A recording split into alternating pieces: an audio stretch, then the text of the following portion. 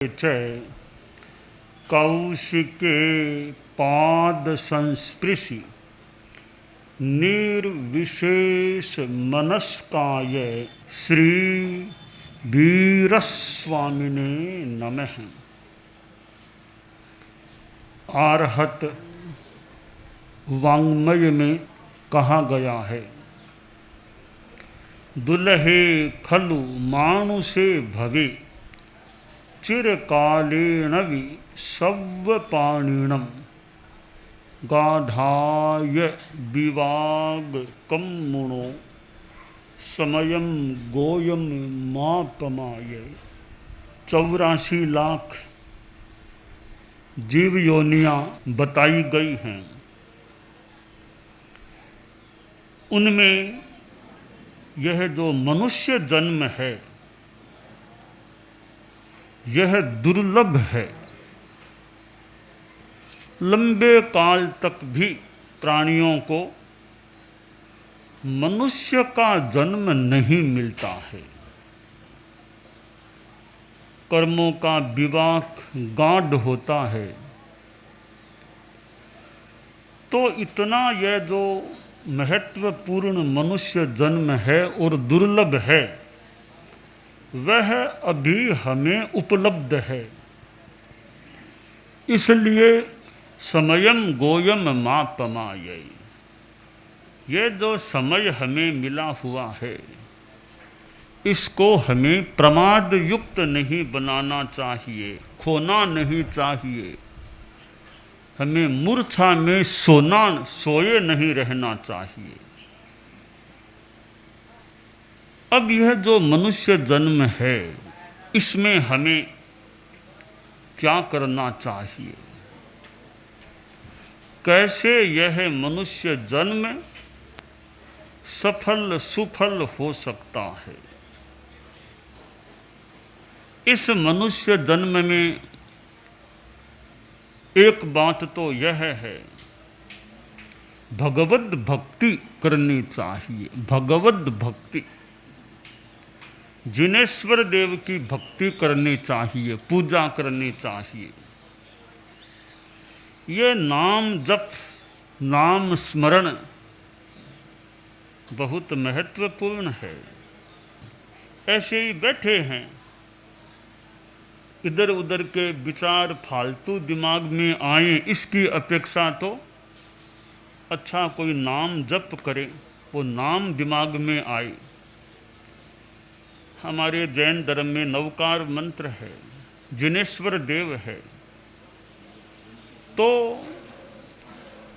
भगवान का, वीतराग प्रभु का स्मरण करें, उनकी भक्ति करें, पूजा करें। यह मानव जीवन को सफल बनाने का एक उपाय है कि हमारे मन में जिनेन्द्र पूजा, जिनेश्वर देव के प्रति भक्ति रहे। एक अच्छा शब्द, अच्छा नाम बार बार दिमाग में आता है तो भीतर में भाव भी अच्छे हो सकते हैं। अब नाम है महावीर। हमारे मुनि जी, मुख्य मुनि का नाम भी महावीर है। अब महावीर का नाम मुंह में आए, मन में आए, और प्रभु महावीर से भी जुड़ा हुआ शब्द है। अच्छा नाम मन में आने से अच्छे भाव भी उभर सकते हैं। तो अच्छे शब्द से अच्छे भाव का भी संबंध हो सकता है। इसलिए तो नाम भी देने हैं तो नाम भी बढ़िया दें ताकि ज़बान में बढ़िया शब्द काम में आए। बच्चों के नाम दिए जाते हैं। अब नाम कोई गरिमापूर्ण है, अर्थपूर्ण है तो नाम से भी एक अच्छा भाव आ सकता है। हमारे तीर्थंकरों के नाम हैं ऋषभ, अजित, संभव, अभिनंदन, सुमति। अब इन नामों का निर्धारण कई संतों के लिए भी हो गया है, तीर्थंकरों के नामों का। तो संतों का नाम लेने से वो तीर्थंकर प्रभु का नाम भी जबान में ऐसे आ जाता है। तो जिनेंद्र देव हैं, जिनेश्वर देव हैं, उनकी पूजा भक्ति करें, वीतराग प्रभु की भक्ति करें, तो भगवत भक्ति से भी यह मनुष्य जन्म सफल हो सकता है।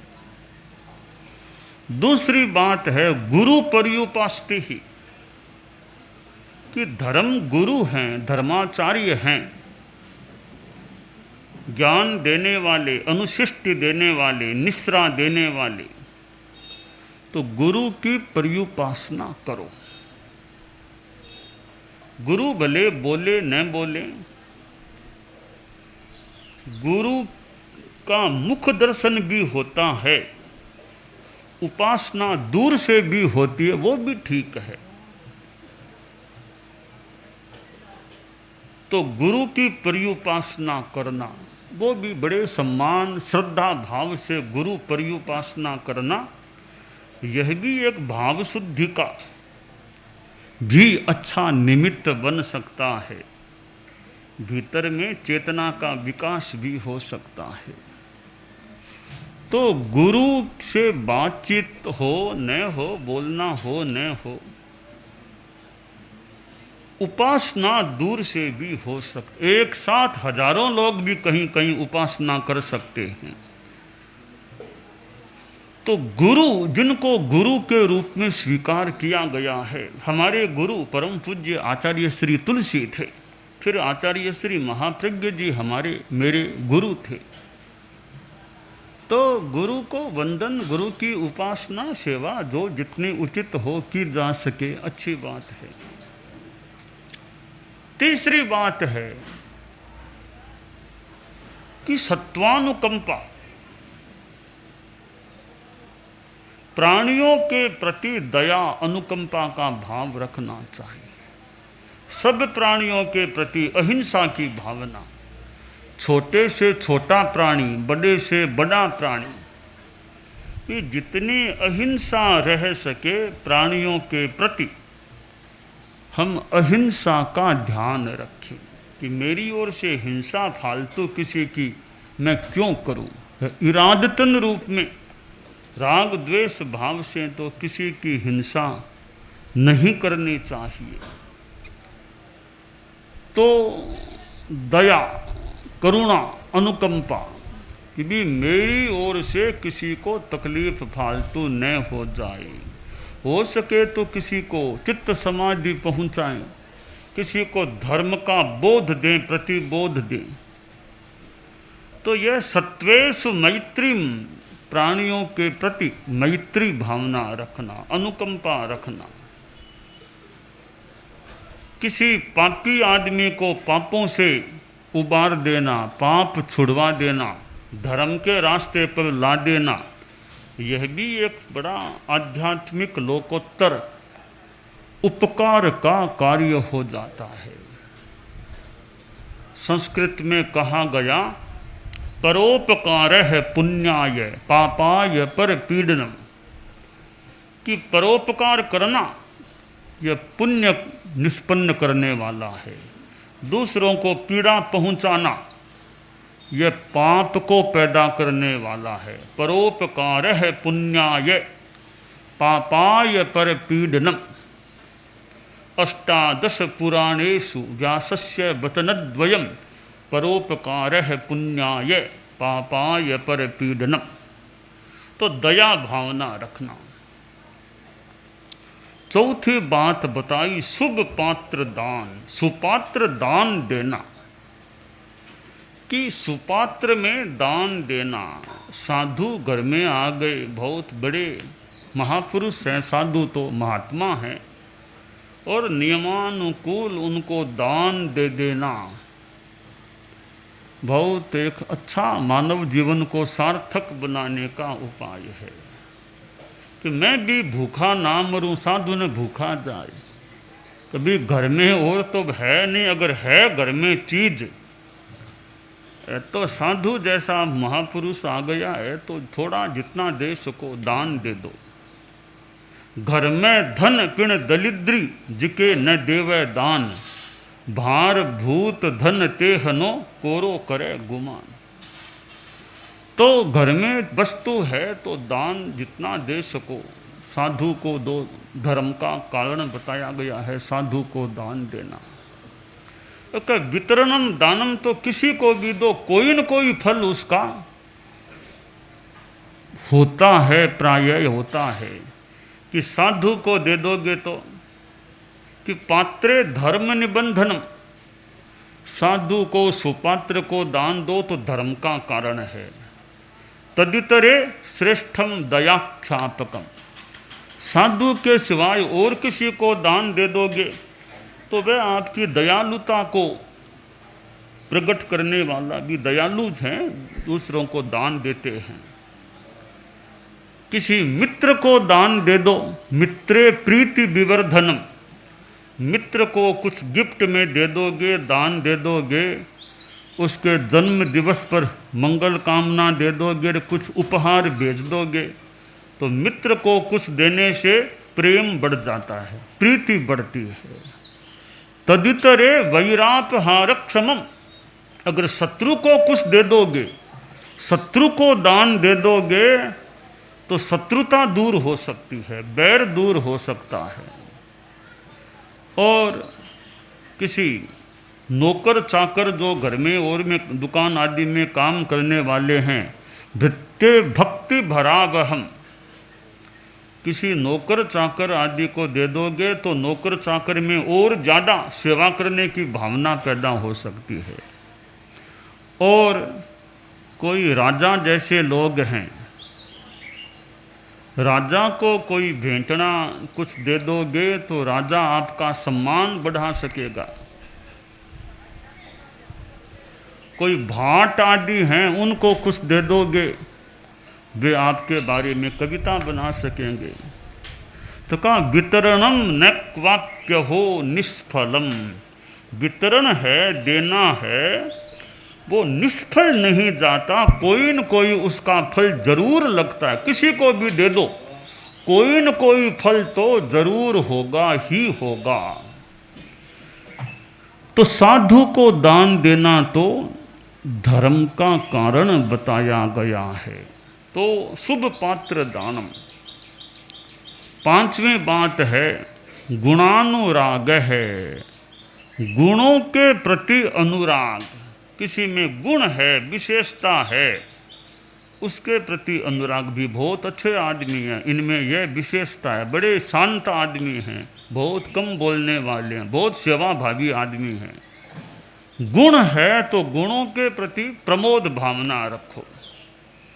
और श्रुति रागमस्य, कि सुनो, कि क्या सुने, और तो जो भी अनेक बातें सुननी हो सकती है, पर कुछ समय आगम की, धर्म की, शास्त्र की बात सुनने में भी समय लगाओ, पढ़ने में समय लगाओ, या सुनने का मौका मिले साधुओं के मुख से, गुरुओं के मुख से शास्त्र की वाणी, आगम वाणी करुणातिथि बने तो बहुत अच्छी बात है। आगम आर्ष वाणी, ऋषि वाणी है, शास्त्र वाणी है, उसको सुनो। यह मानव जीवन को सफल बनाने का उपाय है।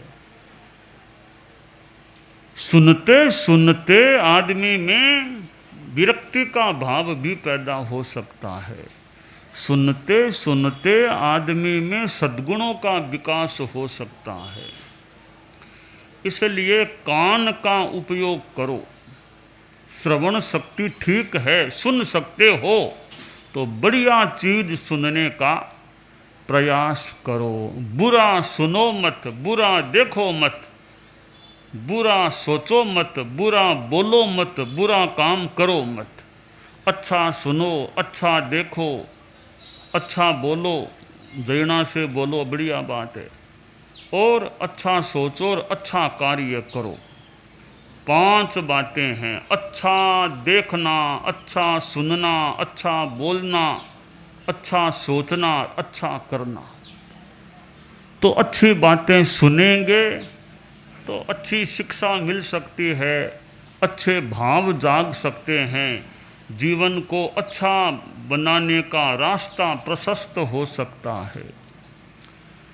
तो ये चीज़ें जो हैं कि जिनेंद्र की पूजा भक्ति, गुरु की पर्युपासना, प्राणियों के प्रति दया, शुभ पात्र में दान, गुणों के प्रति अनुराग और आगम का श्रवण, ऐसे कार्य करने से यह मानव जन्म हमारा सफल सुफल हो सकता है।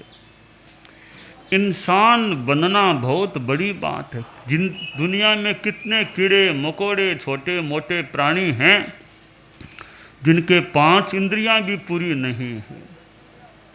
ऐसी स्थिति में हमें तो यह बड़ा देह, मानव देह प्राप्त हुई है, मानव शरीर प्राप्त हुआ है, कितनी बड़ी बात है। अब कीड़ों मकोड़ों ने तो सोचा भी नहीं होगा कि हमें भी मानव जीवन कभी मिले। देवों के लिए भी, यानी देवता यूँ तो बड़े मान लो स्वर्ग में रहने वाले, उनकी आसाधना न हो, परंतु देवता भी कोई मनुष्य बनते हैं, मनुष्य बनकर के मोक्ष में जाते हैं। यानी मोक्ष में जाने के लिए देवों को भी मनुष्य बनना ही पड़ेगा और कोई उपाय नहीं है। तो कितनी बड़ी महत्व की बात है मनुष्य जन्म की, कि देवों को भी मोक्ष में जाना होता है तो पहले मानव जन्म लेना ही पड़ता है। डायरेक्ट वे देव गति से मोक्ष में नहीं जा सकते। तो इस बात से हम अंकन करें कि मानव जीवन कितना महत्वपूर्ण है, कि जहाँ जन्म लिए बिना मोक्ष में गमन हो ही नहीं सकता। तो समय बीत रहा है, आदमी सोचे मुझे कितने बरस आ गए, वे तो आ गए, आकर चले गए वो तो। अब आगे का और ध्यान दूं कि भाई मैं प्रमाद से बचूं, धर्म ध्यान, अच्छा जीवन, अच्छा विचार, सदाचार, सद्विचार, मेरा मानव जीवन अच्छा रहे, अगला जन्म मेरा दुर्गति में कहीं न हो जाए, मुझे सुगति मिले, मुझे कभी सुगति मिले, सुगति की कामना, सुगति मिले, मुझे मोक्ष मिले।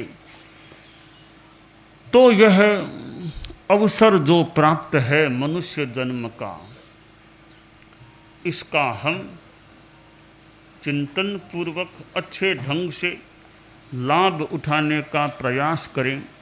विद्यालय में बच्चे पढ़ते हैं, और बच्चों को भी अच्छा मार्गदर्शन मिलता रहे कि जीवन कैसे अच्छा जी सकें। जीवन में ईमानदारी, अहिंसा, नैतिकता, संयम, ये अच्छी चीज़ें बच्चों के जीवन में भी रहें। इस दृष्टि से विद्यालय में ज्ञान के साथ ये अच्छे संस्कार मिलते रहें। और ये शिक्षा संस्थान जो निर्माण के स्थान हैं, व्यक्तित्व निर्माण के स्थान हैं, जहाँ विद्यार्थी पीढ़ी का, विद्यार्थियों का, एक वहाँ आदमी का, अच्छे आदमी का, ज्ञानवान आदमी का व्यक्तित्व निर्माण हो सकता है, ज्ञान का विकास हो सकता है, साथ में अच्छे संस्कारों का भी विकास हो। तो ये बहुत ही एक अच्छा अवसर होता है विद्यार्थी जीवन का, जहाँ अर्जन किया जा सकता है। एक तो पैसे का अर्जन होता है, एक ये ज्ञान का अर्जन, अच्छे संस्कारों का अर्जन, बुरी चीज़ों का विसर्जन और अच्छी चीज़ों का अर्जन। तो यह जो अर्जन का समय है विद्यार्थी काल में, प्रथमे नार्जिता विद्या, द्वितीये नार्जितम धनम, तृतीयेन तपस्तप्तम, चतुर्थे किं करिष्यति। कि प्रथम अवस्था जो है ये 25 वर्ष की मान लें, बचपन की और की 25 साल की, उसमें ज्ञान अर्जित नहीं किया। संसारी अवस्था में 25 से 50 के बीच में धन नहीं कमाया, 50 से 75 में तपस्या नहीं की, तो चौथे में क्या करोगे? चौथे में तो कुछ करो। 3 चले गए, किसी के 75 आ गए, तो चौथे भाग में तो कुछ करो। जितना हो सके उतना लाभ उठा लो।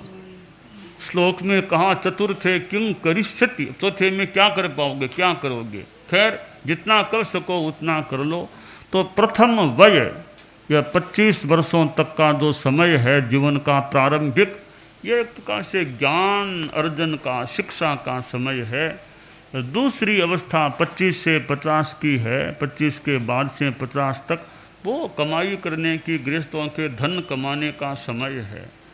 और फिर आगे धीरे धीरे और वानप्रस्थ आश्रम, संन्यास आश्रम, पहला ब्रह्मचर्य आश्रम, दूसरा गृहस्थ आश्रम, तीसरा वानप्रस्थ आश्रम, चौथा संन्यास आश्रम। तो संन्यास चौथे वय में 75 से 100 के बीच में संन्यास तो ठीक है, आए न भी आए, संन्यास आना सामान्य बात नहीं है, बहुत बड़े भाग्य की बात है संन्यास मिल जाए। कितने लोग हैं जो संन्यास प्राप्त कर लेते हैं? कई लोग बचपन में ही संन्यास जीवन धारण कर लेते हैं। आचार्य श्री तुलसी, आचार्य श्री महाप्रज्ञ जी जीवन के दूसरे दशक में 12वें 11वें वर्ष में ही वे तो संतता को प्राप्त हो गए, संत बन गए, मुनि बन गए। तो बचपन में संन्यास आ जाना और जीवन भर अच्छी तरह संन्यास पाल लेना बहुत अच्छी बात है। तो यह मानव जीवन है, हम इसको सफल सुफल बनाने का प्रयास करें। तो जिनेश्वर पूजा, गुरु पर्युपास्ति, प्राणियों के प्रति अनुकंपा, सुपात्र में दान, गुणों के प्रति प्रमोद भाव, अनुराग और आगम का श्रवण, ऐसे कार्यों से इस मानव जन्म को सुफल बनाया जा सकता है।